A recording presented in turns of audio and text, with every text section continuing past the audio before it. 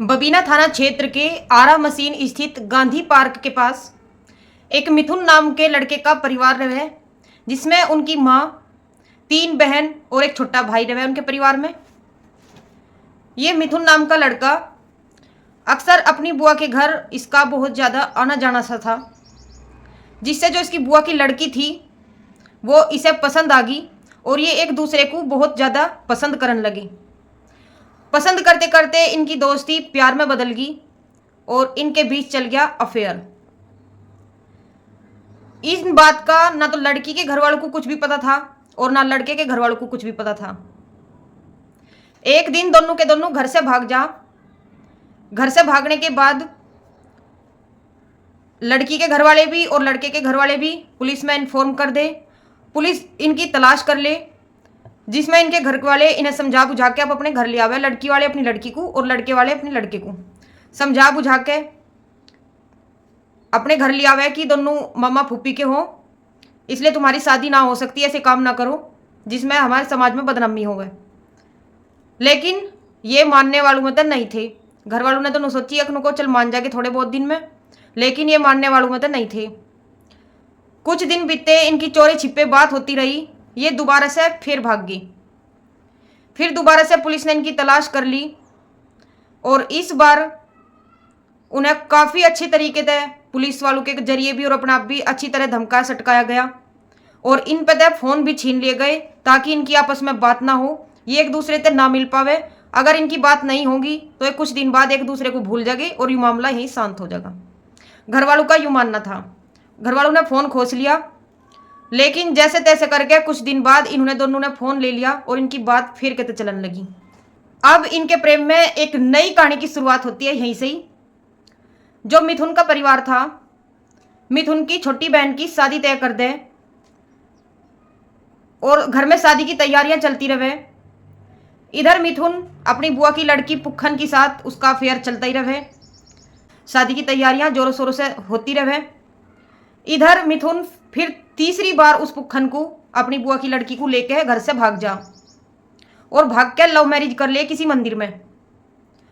और इस बार वो अपने घर को की धमकी देवे कि अगर तुमने हमें पकड़ने की कोशिश करी या हमें अलग करने की कोशिश करी तो हम दोनों अपनी जान दे देंगे। जिस कारण सारे रिश्तेदारों ने, गांव समाज ने यूँ फैसला लिया कि अब ये नहीं मानने के, कुछ न कुछ ये गलत कर लेंगे, इससे इनकी दोनों की शादी करवा दो। तो पहले तो जो मिथुन की बहन थी जिसकी शादी तय हो रही थी, उसके फेरे डलवाए मंदिर में, उसकी शादी करके उसे विदा कर दिया। अब से 5 साल पहली बात है ये शादी की, और उसी दिन मिथुन और पुखन की भी उसी मंदिर में फेरे डलवा दिए, यानी कि दोनों बहन भाइयों की शादी उसी दिन करवा दी। अब ये दोनों खुशी खुशी पति पत्नी की तरह रहने लगे, मिथुन और पुखन। इनके एक बच्चा भी पैदा हुआ, लेकिन वो अगले ही दिन वो भी मर गया बच्चा। अब ये काम के सिलसिले से पुखन और मिथुन पति पत्नी दिल्ली में जाकर रहने लगे। दिल्ली में जाकर ये अपना कुछ काम करने लगे पैसे कमाने के लिए। अब से 4 महीने पहले मिथुन की माँ की हालत थोड़ी ख़राब हो जा, तो जो मिथुन की पत्नी थी पुखन, यानी कि मिथुन की बुआ की लड़की, जो अब उसकी पत्नी बन गई, वह अपनी मिथुन की माँ की सेवा करने के लिए घर आ जा गाँव में और वहाँ रह जा दिल्ली में केला मिथुन। तो उसकी वहाँ की पास की कॉलोनी में उसके दोस्तों के जरिए से एक लड़की के साथ मुलाकात हो जा। उसके साथ भी वो अपना अफेयर चलावे, बातचीत शुरू होवे और प्रेम में बदल जा उनकी बातचीत। वहाँ से भी वो उस लड़की को लेकर भाग जा और उसके साथ लव मैरिज कर ले। इधर जो जहाँ की वह लड़की थी, वे लड़की वाले भी मिथुन के खिलाफ FIR दर्ज कर दे कि हमारी लड़की को लेकर भाग गया। और इधर मिथुन जहाँ उसने लव मैरिज करी थी, वहाँ की फ़ोटो वीडियो वो पुखन के फ़ोन पे डाल दे कि हमने दूसरी शादी कर ली। इसे देख के पुखन इतनी ज़्यादा नाराज़ हो गए कि वह उससे रिश्ता तोड़ने पे उतारू हो जा। वो उन्होंने कहे या तो मुझे तलाक दे दे या तू मेरे पास आ जा। अब जिस लड़की के साथ मिथुन ने दूसरी शादी करी थी, यानी कि लव मैरिज करी थी, उसके लिए पंचायत बैठी, पंचायत ने दोनों अलग कर दिए, मतलब इनके रिश्ते तोड़ दिए या अलग अलग कर दिए। उस लड़की ने मंगलसूत्र तार के भी मिथुन को दे दिया, इनके रिश्ते अलग अलग हो गए। लेकिन पुखन इस बात को मानने पर तैयार नहीं थी। पुखन बिल्कुल भी अब मिथुन के साथ रहने को तैयार नहीं थी और वो मिथुन का घर छोड़ के मथुरा चली गई, किसी किराए के मकान पर रहने लगी जाके। मिथुन अपने गांव के घर में आ गया और वो पुखन से माफ़ी मांगने लगा कि मेरे तो बहुत बड़ी गलती होगी, अब मैं किसी भी लड़की के साथ कोई अफेयर नहीं करूँगा, ना कोई शादी करूँगा, मैं किसी लड़की की तरफ देखूंगा भी नहीं, तू घर आ जा। लेकिन पुखन मानने को बिल्कुल भी तैयार नहीं थी, उसे मिथुन से तलाक चाह था, वह मिथुन के साथ 1 मिनट भी रहने को बर्दाश्त नहीं कर रही थी।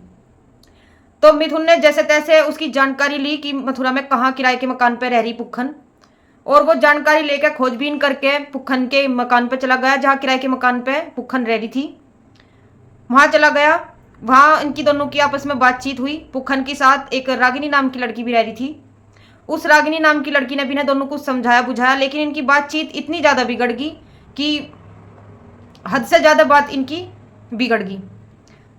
मतलब एक दूसरे की बात मानने को बिल्कुल भी तैयार नहीं थे।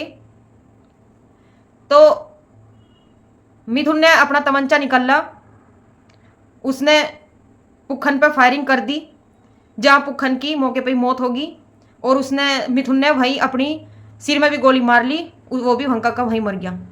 पास में मिथुन के पास में उसका फ़ोन गिर गया जिसपे मिथुन के भाई का लगातार फ़ोन आ रहा था, और जब पुलिस को पता चला तो उसके भाई का लगातार उसके मिथुन पर फ़ोन आ रहा था, तो पुलिस वालों ने कॉल रिसीव करके उसके घर वालों को इन्फॉर्म कर दिया कि ऐसे ऐसे वारदात होगी यहाँ।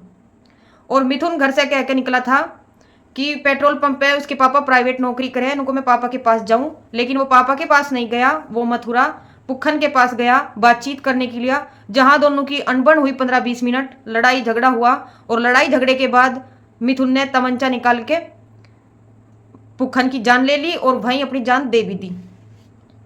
तो यही था पूरा मामला। आप सभी की इस खबर पे क्या राय है हमें कमेंट बॉक्स में जरूर शेयर करें। अगर आप ऐसे ही क्राइम न्यूज से अपडेट पाना चाहते हैं तो हमारे चैनल को लाइक शेयर एंड सब्सक्राइब जरूर कर लें। फेसबुक पर देख रहे हैं तो हमारे पेज को फॉलो जरूर करें। मिलते हैं एक नेक्स्ट रियल क्राइम न्यूज के साथ, तब तक के लिए आप सभी का दिल से धन्यवाद।